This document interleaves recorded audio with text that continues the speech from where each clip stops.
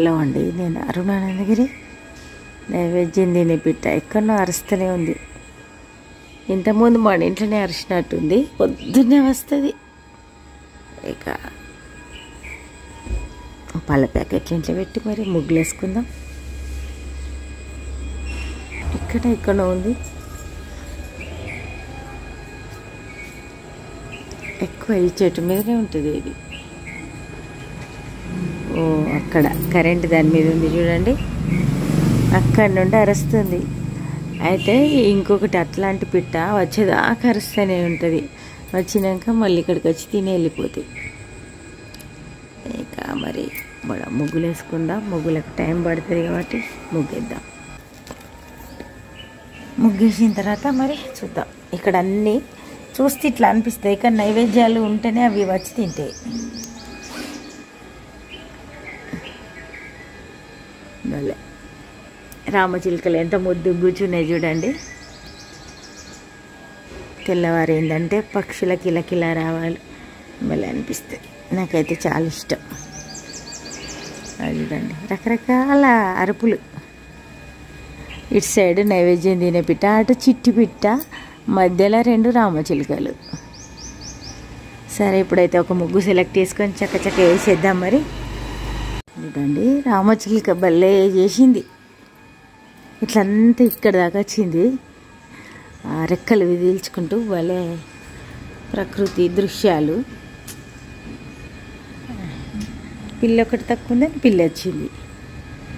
పిల్లి మొన్నటిదాకా చిట్టి పిల్లలను పెట్టింది, మళ్ళీ ఎటో పోయింది, ఇప్పుడు వచ్చింది కదా. అది చూడండి, అట్లా ఆడుకుంటాయి అవి పక్షులు. ముగ్గుల పసుపు కుంకుమ వేద్దాం.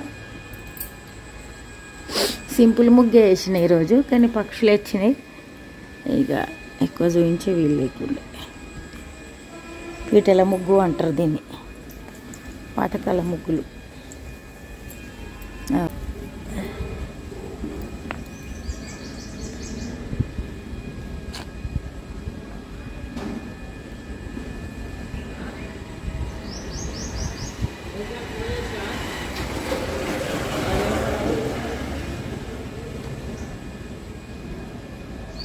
మనం ఇక్కడ నుండి ఇట్లా లైన్గా వెళ్ళిపోతూ ఉంటే ప్రతి ఒక్కరి ఇంటి ముందు ఎన్ని రకాల ముగ్గులు, ఒక్కొక్కరు ఒక స్టైల్.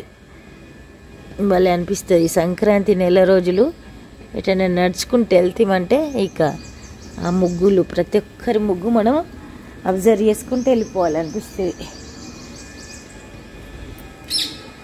అది చూడండి, మళ్ళీ కూర్చుంది కొమ్మలలా కనిపిస్తలే. సరే, ఇంట్లోకి వెళ్దాం. మరి ముగ్గు అయిపోయింది కదా, ఇంట్లోకి వెళ్దాం. ఇక చూడండి, మళ్ళీ 2 ఇవి ఉన్నాయి. 2 నైవేద్యం తినే పిట్టలు వచ్చినాయి. ఊర పిచ్చుక కూడా వచ్చింది. సైలెంట్గా రా, ఇక్కడ పిట్టలు ఉన్నాయి. అగ చూడు, చిన్న అలికిడైనా పోతాయి ఏందో వీటికి. అక్కడ ఉంది కదా, అది వచ్చి మళ్ళీ నైవేద్యం తింటుంది. చంద్రుడు కూడా కనిపిస్తుండే చూడండి సన్నగా. అవి చూడండి, వచ్చిందా ఇట్లా. ఇక పొద్దున జరిగే సీన్లు ఇవి మనకు. రోజు పూజ అయితే ఇప్పుడే అయింది. అయితే తిరుపతి చదివిన తర్వాత మంగళహారతులు కూడా మంచి మంచి మంగళహారతులు ఉన్నాయి. అవన్నీ మరి యూట్యూబ్లో పెట్టుకుంటూ నేను గంట కొట్టుకుంటూ హారతి ఇచ్చుకుంటూ ఇక ఇట్లా నేనైతే సంతృప్తిగా మంగళహారతి ఇచ్చిన. ఇక ఇప్పుడు మళ్ళీ మీకు చూపిస్తున్నా. మంచి పాటలు అయితే ఉన్నాయి. ఇప్పుడు మళ్ళీ మనం బయటకు వెళ్ళి అక్కడ పెట్టుకొని విందాం.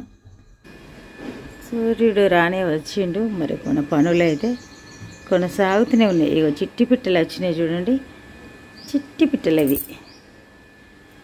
ఇక ఊర పిచ్చుకలు వచ్చినాయి, నైవేద్యం తినే పిట్టలు వచ్చినాయి, చిట్టి పిట్టలు వచ్చినాయి, బ్లాక్ పిట్టలు వచ్చినాయి. ఒక 5 రకాల పక్షులు అయితే రెగ్యులర్గా వస్తాయి. అది నైవేద్యం తినే పిట్టనే.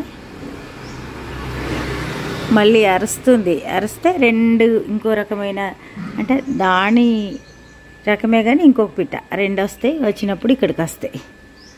సరే, ఇక ముగ్గులు వేసుకున్నాం కాబట్టి ఇప్పటిదాకా ఇక్కడ ఉన్నాం. ఇక ఇప్పుడు ఇంట్లో చేయాలి, ఇంట్లో పని ఉంది, చేసుకుందాం. మరి చూడండి ఎంత అల్లరి. నేను ఇక్కడ అగ్నిహోత్రం చేద్దామని అన్నీ రెడీ పెట్టుకుంటున్నా. ఇక నైవేద్యం తినే బిట్ట వచ్చింది. నేను అరుణానందగిరి. ఇక అగ్నిహోత్రం చేయడానికి ఇక్కడ సిద్ధంగా అన్ని పెట్టుకున్నా, కూర్చున్నా. ఇప్పుడు చేద్దాం. ముందుగా అయితే గణపతి స్తోత్రం, తర్వాత నవగ్రహ స్తోత్రం, ఇప్పుడు అగ్నిహోత్రం. ఓం ద్రాం ఓం గురు దత్తాయ నమః. ఓం ద్రాం ఓం గురు దత్తాయ నమః. ఓం ద్రాం ఓం గురు దత్తాయ నమః. అగ్నిహోత్రం నేను 2015లో యోగా క్లాస్కి పోయినప్పుడు అక్కడ నేర్చుకోవడం జరిగింది. కొన్ని రోజులైతే మన ఇంటికి గురువు గారు వచ్చి చెప్పేటోళ్ళు, యోగా మాస్టర్ ఉంటారు కదా. తర్వాత ఇంకా నేనే నేర్చుకొని, మనకు ప్రతి వారం రావాలంటే రారు కదా, అట్లా మనకు వీలైనప్పుడు మార్నింగ్ సూర్యోదయానికి టైంలో చేయాలి, ఈవినింగ్ సూర్యాస్తమయం తర్వాత చేయాలంటారు. ఆ టైంలో అయినా చేయాలి, ఈవినింగ్ సూర్యాస్తమయం టైంలో అయినా ఓ గంట లోపల చేసినా పర్వాలేదు అంటారు. మొత్తానికి అక్కడ నేర్చుకున్న తర్వాత చేస్తున్నా. ఇక ఇంట్లో పాజిటివ్ వైబ్రేషన్ ఉండాలంటే ఇక హోమాలు ఇట్లాంటివి చేసిన దగ్గర పాజిటివ్ ఉంటుంది అంటారు కదా. అందుకే నేను పాజిటివ్ వైబ్రేషన్ ఉంటే మన ఇంట్లో కూడా ప్రశాంతంగా ఉంటుంది. అందుకే మరి నేను అగ్నిహోత్రం చేస్తున్నా. పాలు అయినాయి ఈరోజు. పాలు మరి ఎప్పట్లాగానే తక్కువ పెట్టినా కానీ పొంగినాయి, ఎందుకో తెలియదు. సరే, ఇక సండే ఈరోజు ఎన్నో పనులు, అన్ని పనులు చేసుకుంటూ వచ్చేసరికి ఇట్లా లేట్ అవుతుంది. తొందరగా చేద్దాం. ఒక్కొక్క రోజు చాలా పనులు, హడావుడి ఇట్లా ఉంటుంది. ఉప్పు కూడా వేసినాం. బీట్రూట్ వేస్తున్నాయి ఈరోజు. పోహ మనకు తెలిసిందే కాబట్టి ఏం చూపించా. ఈరోజు బీట్రూట్ వేసిన, ఇక అంతే సింపుల్ పోహ రెడీ అయిన తర్వాత చూపిస్తా. క్యారెట్కు బదులు బీట్రూట్ వేసిన, అంతే. ఇక ఈరోజు సండే కాబట్టి నాన్ వెజ్ చేయడం వీడియో చాలా లెంత్ అయ్యేటట్టున్నది. పోహ రెడీ అయిన తర్వాత చూపిస్తా. అయినాయి కదా, ఇక టేస్ట్ సూపర్ ఉంటుంది. ఇది బగారా రైస్ చేస్తున్నా, సేమ్ అంతే. స్పైసెస్ సాజీరా, ఇలాచి, దాల్చిన చెక్క, లవంగ, బగారా పూలు అంటారు వీటిని, ఇవి కూడా వేసినాం. మంచి కమ్మటి ఫ్లేవర్ వస్తుంది అన్నం. తర్వాత ఇక ఈరోజు క్యారెట్ లేదు కాబట్టి బీట్రూట్ వేస్తున్నా. పెద్దగా ఎందుకంటే ఇష్టం లేని వాళ్ళు తినారన్నట్టు తీసేస్తారు అట్లా. ఇంకా పుదీనా వేద్దాం. పుదీనా వేసి కొద్దిగా ఉప్పు వేసి, మనం ఆల్రెడీ రైస్ కడిగి పెట్టిన గిన్నెలనే ఈ పోపు అంతా వేస్తే సరిపోతుంది, రైస్ ఉడుకుతుంది. ఇక ఆల్రెడీ రైస్ కడిగి పెట్టిన అందులో ఇది వేస్తా. చూడండి, ఉప్పు కూడా వేసేద్దాం.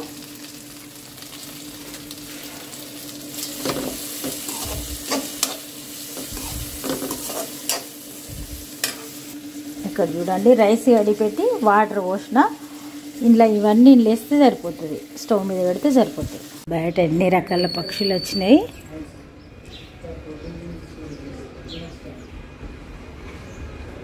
వారి ధాన్యం తింటున్నాయి. నైవేద్యం తిని పిట్ట కూడా వచ్చినట్టు అనిపించింది.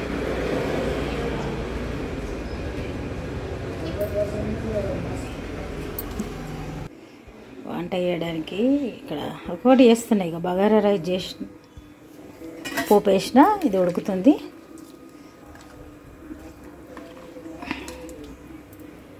ఇక ఇక్కడైతే మటన్ చేద్దాం అనుకుంటున్నా. మటన్ ఉల్లిగడ్డ వేసుకుందాం. ముందుగా అల్లం వెల్లుల్లి పేస్ట్ ఫ్రెష్ తయారు చేసి పెట్టిన. ఇక ఇవి మామిడి ఆకులు,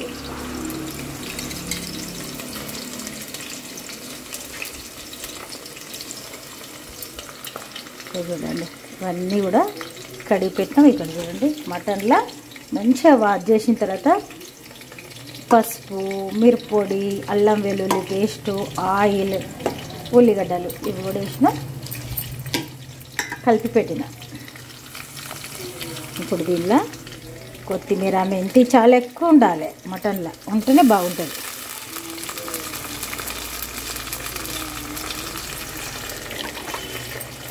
ఇందులో కూడా వేసుకొని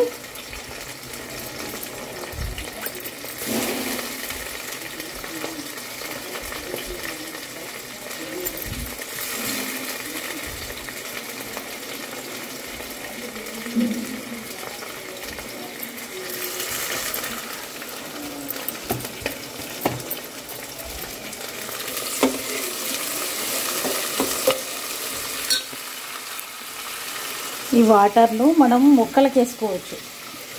చూడండి స్పైసెస్ ఇవన్నీ కూడా వేసేద్దాం.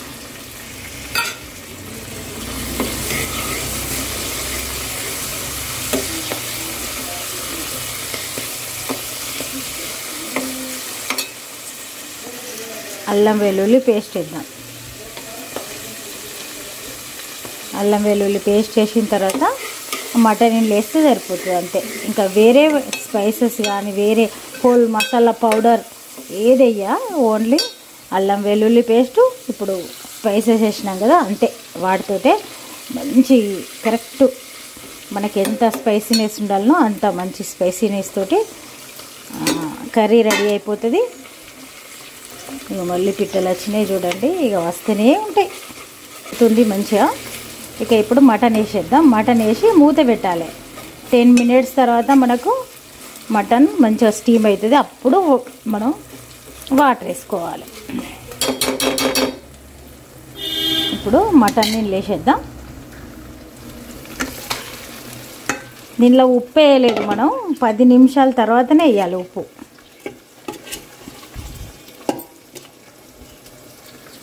మనకి ఇక్కడ తెలంగాణలో ఎక్కువ శాతం అందరూ సండే తింటారు నాన్ వెజ్ ఎప్పుడు సండే. ఇంకా నేనైతే ఇప్పుడు వెజ్ తింటున్నా కానీ ఇక అట్లా. దీని మీద మూత పెడదాం. మూత పెట్టిన తర్వాత 10 minutes తర్వాత ఓపెన్ చేద్దాం. మూత పెడదాం. ఇట్లా ఉంది కర్రీ. ఇప్పుడు మనం ఇలా ఉప్పు వేద్దాం. ఉప్పు వేసి వాటర్ వేద్దాం. మంచి 1/2 అవర్లో మన కర్రీ రెడీ అయిపోతుంది. 1/2 అవర్ టైం తీసుకుంటుంది. సాల్ట్ వేసినాం. ఇక ఇప్పుడు వాటర్ కూడా వేద్దాం. ఇంకా దీంట్లో ఏమి వేయద్దు. 1/2 అవర్ ఉడికించి స్టవ్ బంద్ చేసుకుంటే సరిపోతుంది అంతే. ఇంకేం వేయాల్సిన అవసరం ఉండదు. హై ఫ్లేమ్ పెడదాం. స్టవ్ హై పెట్టి ఉడికిద్దాం. ఒక 1/2 అవర్ తర్వాత కర్రీ రెడీ అయిపోతుంది. అప్పుడు చూపిస్తాను మీకు. ఎంత మంచి కలర్ఫుల్ కర్రీ చూడండి. అండ్ అన్నం కూడా అయింది. స్టవ్ బంద్ చేసిన. రైస్ మంచిగా ఉడికిపోయింది చూడండి. ఈరోజు సోయా గ్రాన్యూల్స్ ఈ కర్రీ చేస్తున్నా. మరి ఇక చూడండి, నూనె వేసిన తర్వాత ఉల్లిగడ్డ పచ్చిమిర్చి ఫ్రై చేస్తున్నా. ఇప్పుడు సాజీరా, దాల్చిన చెక్క, ఇలాచి, ఒక ఇలాచి వేసిన అంతే. ఇప్పుడు అల్లం పేస్ట్ వేద్దాం. అల్లం వెల్లుల్లి పేస్ట్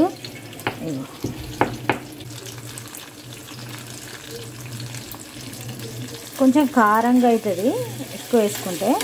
అది ఎట్లా అనేది మనం ఆలోచించుకొని వేసుకోవాలి. ఎందుకంటే కొందరికి ఘాటు ఉండద్దు అట్లా, అందుకని చెప్తున్నా. కారంగా తినాలనుకుంటే మంచిగా అల్లం వెల్లుల్లి పేస్ట్ ఎక్కువ వేసుకుంటే మంచిగా ఉంటుంది. ఇక ఇప్పుడు కొత్తిమీర మెంతి కూడా వేద్దాం. ఇక నేను నాన్ వెజ్ చేస్తున్నా కాబట్టి మటన్ కర్రీకి కట్ చేసి పెట్టిన. ఇక ఇది ఒక సింపుల్ కర్రీ అనుకోవచ్చు. ఇక నాన్ వెజ్ తిననప్పుడు మనం వెజ్లో సోయా చాలా బలమైంది అంటారు కదా. ఇక సోయా మరి ఈరోజు వండుతున్నా నేను. అయితే ఇక్కడైతే కొత్తిమీర మెంతి ఫ్రై అయిన తర్వాత అల్లం వెల్లుల్లి పేస్ట్ వేసుకొని కొద్దిగా పసుపు వేసి సోయా అందులో వేస్తే సరిపోతుంది. అయితే సోయాను కొన్ని వాటర్లో బాయిల్ చేసి వేసుకుంటే మెత్తగా అయిపోతుంది. అదే చల్లటి నీళ్ళతోటి నానబెట్టినా కూడా మెత్తగా అవుతుంది, కొంచెం పొడి పొడిగా అవుతుంది. ఇప్పుడు నేనైతే మొత్తం డ్రైయే వేస్తున్నా. ఆ ప్యాకెట్లోకి వెళ్ళి ఎట్లా ఉన్నాయో అట్లా తీసి వేస్తున్నా. ఒక కప్పు వేసిన తర్వాత ఉప్పు కారం వేసి మగ్గిన తర్వాత టమాటాలు వేసి మూత పెడితే సరిపోతుంది. ఇంక ఇంట్లో ఏం వేయాల్సిన అవసరం లేదు. గరం మసాలా అట్లాంటివి వేసుకునే ఇంట్రెస్ట్ ఉన్న వాళ్ళు వేసుకోండి. ఎందుకంటే నేను ఇలా స్పైసెస్ వేసిన. మనం బగారాకు ఎట్లా వేస్తామో, నాన్ వెజ్ ఐటమ్స్కి ఎట్లా వేస్తామో అట్లనే స్పైసెస్ వేసిన. కానీ మన క్వాంటిటీ ఎంతనో దాన్ని బట్టి వేస్తే కరెక్ట్గా ఉండేటట్టు వేసిన. ఒక 2 లవంగాలు, ఒక ఇలాచి, కొద్దిగా సాజీరా, కొంచెం దాల్చిన చెక్క ఇవి వేసినా కదా కమ్మటి ఫ్లేవర్ తోటి ఉంటుంది. అయితే మన కళ్ళతోటి చూస్తేనే మనకి ఇది వెజ్ ఐటమ్ అనిపిస్తుంది. అంతేగాని టేస్ట్ పరంగా చూస్తే నాన్ వెజ్ లాగానే ఉంటుంది. మొత్తానికి ఇక ఉప్పు కారం వేసి 3 టమాటాలు కట్ చేసిన. టమాటాలు వేస్తే ఇక సరిపోతుంది అంతే. మూత పెట్టి ఉంచితే సన్నటి మంట మీద పెడితే అదే ఉడికిపోతుంది. అయితే ఇంట్లో టమాటా వేయకుండా వేరే మామూలుగా ఇది సైడ్ డిష్ లాగా కూడా, అంటే వాటర్లా కడిగి ఉట్టిగా ఫ్రై చేసి సైడ్ డిష్ లాగా కూడా తినచ్చు. లేకుంటే ఆలు కూడా వేసుకోవచ్చు. లేకుంటే మనకు గోరుచిక్కుడుగా ఉంటాయి కదా, అవి కూడా వేసి వండుకోవచ్చు. ఇట్లా రకరకాలు. ఇంకా చిక్కుడుగా అంటే మళ్ళీ సోయా, ఇక సోయా అంటే చిక్కుడు గింజలు లాగానే కదా, అట్లా అంటే కాంబినేషన్లు రకరకాలుగా కూడా వండుకుంటారు. అట్లా మొత్తానికైతే ఇట్లా వండుతున్నా నేను. మనం మీల్ మేకర్ టమాటా కూడా వండుతాం కదా, సేమ్ అట్లనే ఇది వండిన. అయితే కీమా లాగా చాలా బాగుంటుంది. మటన్ పీసెస్ కొందరికి తినుడు ఇష్టం ఉండదు, అట్లాంటి వాళ్ళు కీమా ట్రై చేస్తారు. ఇక అట్లనే మనకి ఇది వెజ్లా అనుకోవచ్చు. ఇక చూడండి కర్రీ రెడీ అయిపోయింది. టమాటా సోయా గ్రాన్యూల్స్ కర్రీ, పెరుగు, ఇక నాన్ వెజ్ తర్వాత జ్యూస్ కానీ జ్యూస్, ఇక రైస్, బగారా రైస్, ఇక కర్రీ అయింది. వేడి వేడి మటన్ కర్రీ అయితే రెడీ అయింది.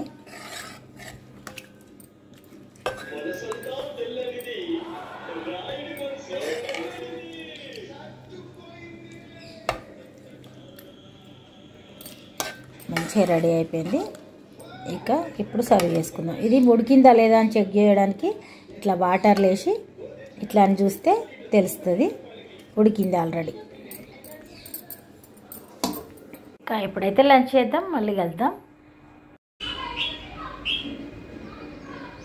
చూడండి తింటుంది, అటు అరుస్తుంది. అది చూడండి వచ్చిందా లేదా. ఇంకొకటి చూడండి, పక్షులకు భాష రాదని అనుకుంటున్నాం, అసలు మనకు కూడా అంత లేదు కదా. ఎంత బాగా అది అరిచింది, వచ్చింది. అది తింటలేదు చూడండి, ఇదే తింటుంది. మరి ఫస్ట్ ఇదే తింటుంది, మరి దాన్ని ఎందుకు పిలిచినట్టు నాకు అర్థం కాలేదు.